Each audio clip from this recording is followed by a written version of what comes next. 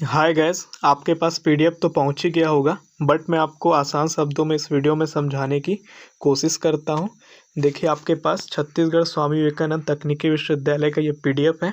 परीक्षा हेतु छात्राओं को दिशा निर्देश दिया गया है।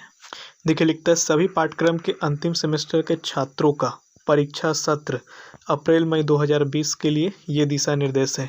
चाहे आप बी में हैं, पॉलीटेक्निक में हैं, आर्किटेक्चर में हैं, फार्मेसी में हैं या CSB2 से रिलेटेड अंतिम सेमेस्टर में है, तो आपका एग्ज़ाम कैसे होना है ये पूरा चीज़ें यहाँ पे आपको डिफाइन किया जाएगा। यहाँ पे देखिए लिख दिया, अंतिम सेमेस्टर की 2 पेपर होनी है, थ्योरी और प्रैक्टिकल। ठीक है। पहला पॉइंट लिखता है अंतिम सेमेस्टर के सभी छात्रों की परीक्षा ऑनलाइन माध्यम से ली जाएगी। ठीक है, आपका पेपर पूरा ऑनलाइन होना है।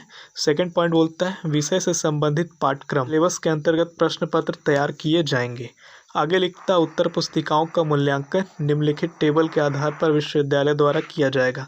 तो ये जो आपको टेबल दिख रहा है एंड सेमेस्टर एग्ज़ाम का CT और TA को लेकर के, फिर आपका कोर्स है, चाहे आप बी है, फार्मा है, डिप्लोमा है, डी फार्मा है, MBA है, तो इन सब का जो एग्ज़ाम का कॉपी जो चेक होना है और मूल्यांकन जो होना है इसके बेस पर होगा। देखिए, इंस्ट्रक्शन में आगे लिखता है परीक्षा के दिन प्रातः काल 10 बजे प्रश्न पत्र को प्राचार्य या HOD सर के ईमेल, व्हाट्सएप इत्यादि के माध्यम से छात्रों को सेंड कर दिया जाएगा।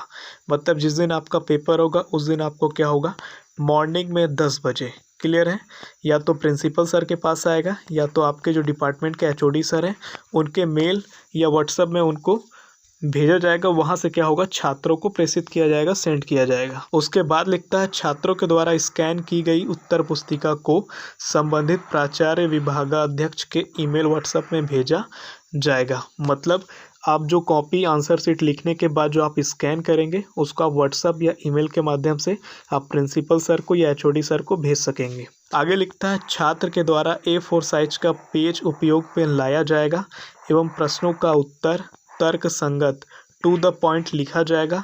प्रथम पृष्ठ का प्रारूप विश्वविद्यालय के वेबसाइट में प्रकाशित किया जाएगा एवं प्राचार्य के द्वारा छात्रों को उपलब्ध कराया जाएगा। तो यहाँ पे आपको A4 साइज का पेपर लेना है। मेन जो सबसे फ्रंट का जो पेज होगा वो पेज आपको यूनिवर्सिटी के वेबसाइट पे मिल जाएगा।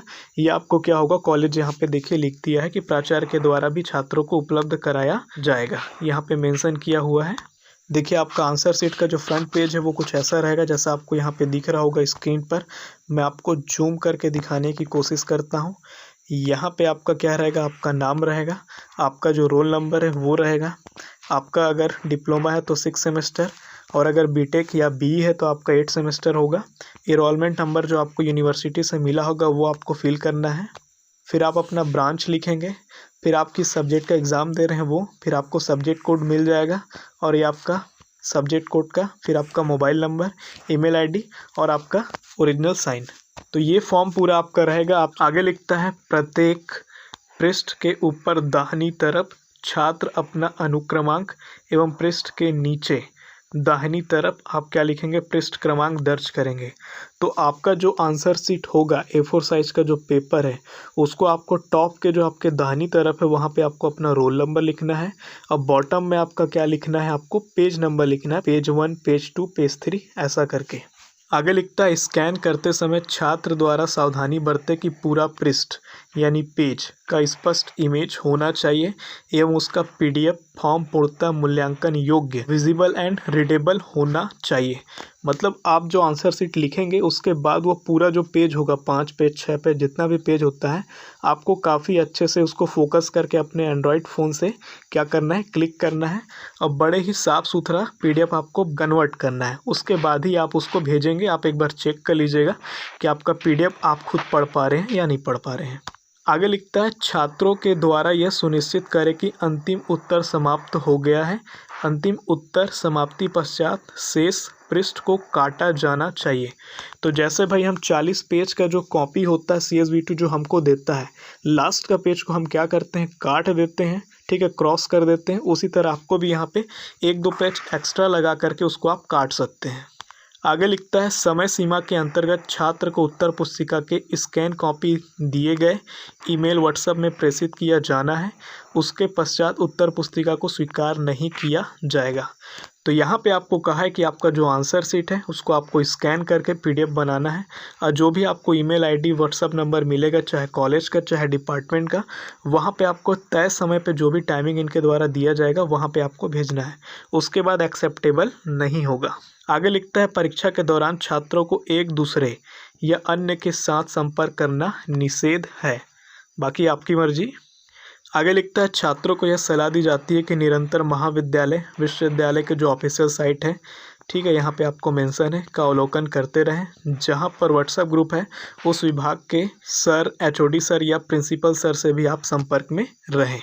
अगला पॉइंट है परीक्षा प्रारंभ होने के पूर्व छात्र अपनी उपस्थिति की सूचना अपने HOD सर को या प्रिंसिपल सर को अनिवार्य रूप से दें। तो एग्ज़ाम जैसे चालू हो जाता है आपका ऑनलाइन पेपर, तब आप क्या करेंगे, आप अपना अटेंडेंस अपने HOD सर को या प्रिंसिपल सर को ज़रूर एक बार बता दें। अगर वो पूछते हैं तो अच्छी बात है, नहीं पूछते हैं तो आप उनको मैसेज के थ्रू दे सकते हैं। देखिए यहाँ पे प्रैक्टिकल एग्ज़ाम को लेकर के बोलता है टाइम टेबल आपका प्राचार्यों सर के द्वारा सभी विद्यार्थियों को सैद्धांतिक परीक्षा के पूर्व सूचित किया जाएगा। प्रायोगिक परीक्षा प्रातः 9 बजे से दोपहर 3 बजे तक ऑनलाइन आयोजित की जाएगी। परीक्षा समाप्ति पश्चात उत्तर पुस्तिका का भी स्कैन कर ईमेल, व्हाट्सएप इत्यादि के द्वारा संबंधित प्राचार्य सर को प्रेषित किया जाएगा। तो प्रैक्टिकल में भी आपका वही होना है, लेकिन डेट आपका बाद में बताया जाएगा। इसका जो पेपर है आपका 9 बजे से 3 बजे तक आपका ऑनलाइन होगा। अगला पॉइंट बोलता है निर्धारित समय सीमा के अंतर्गत छात्रों द्वारा स्कैन उत्तर पुस्तिका प्रेषित न करने की स्थिति में अनुपस्थित माना जाएगा। अगर आपको टाइम जितना दिया, मान लीजिए आपका टाइम दिया 1 बजे तक, अगर आपने 1:10 में अगर आपने सबमिट किया तो आपको यहाँ पे अब्सेंट, अनुपस्थित माना जाएगा। फिर आपका अगला जो पॉइंट है वो प्रैक्टिकल एग्ज़ाम को लेकर के यहाँ पे बोलता है प्रैक्टिकल एग्ज़ाम जो आपका होगा वो वाइवा के थ्रू होगा, ऑनलाइन मोबाइल के द्वारा। इंटरनल या एक्सटर्नल जो टीचर होंगे वो तय सीमा के अंतर्गत संपन्न कराएंगे। क्लियर है। आगे लिखता है मौखिक परीक्षा के दौरान छात्र को ऑनलाइन यानी कंप्यूटर, लैपटॉप, मोबाइल उपलब्ध होना आवश्यक है, अन्यथा अनुपस्थित माना जाएगा। तो जब भी आपका वाइवा होगा, चाहे वो इंटरनल हो चाहे वो एक्सटर्नल हो, तो आपको क्या करना, ऑनलाइन आपको वाइवा देना है। और अगर इन माध्यमों से आप अगर वाइवा में अवेलेबल नहीं है तो आपको अब्सेंट माना जाएगा। अब बात करते हैं परियोजना का जमा एवं प्रस्तुतिकरण, प्रोजेक्ट सबमिशन एंड प्रेजेंटेशन। जहां पर यह लागू होता है, छात्र के द्वारा परियोजना कार्य यानी प्रोजेक्ट वर्क संबंधित लेक्चरर सर, HOD सर, प्रिंसिपल सर को सैद्धांतिक परीक्षा के पूर्व ईमेल, व्हाट्सएप के द्वारा जमा करना आवश्यक है एवं ऑनलाइन प्रस्तुतिकरण संपन्न करें।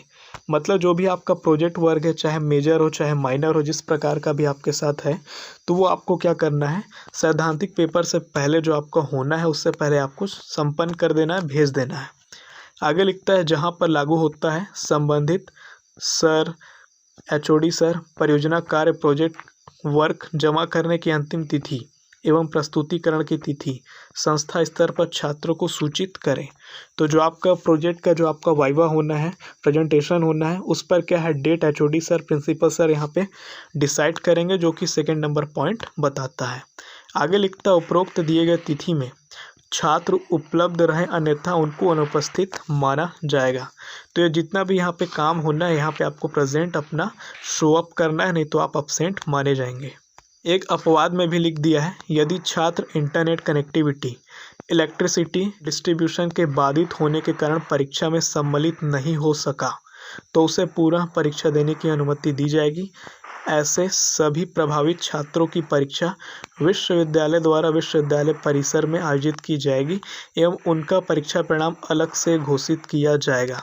तो आप एकदम ना घबराएं। अगर आपका इंटरनेट कनेक्टिविटी अगर बहुत वीक है या आपके इलाके में इलेक्ट्रिसिटी सही से डिस्ट्रीब्यूशन नहीं है, आप अगर एग्ज़ाम पे टाइम अगर आप अपने मोबाइल से आप अपने एग्ज़ाम में सम्मिलित नहीं हो पाते हैं तो आपको घबराना नहीं है। यहाँ पे आपके लिए एक प्रावधान कर दिया गया है। ऐसे स्टूडेंट जो पेपर नहीं दे पाएंगे, ये 2 कारणों से उनका पेपर बाद में फिर से लिया जाएगा और उनका रिज़ल्ट अलग से घोषित किया जाएगा। तो ये आपके इंस्ट्रक्शन है।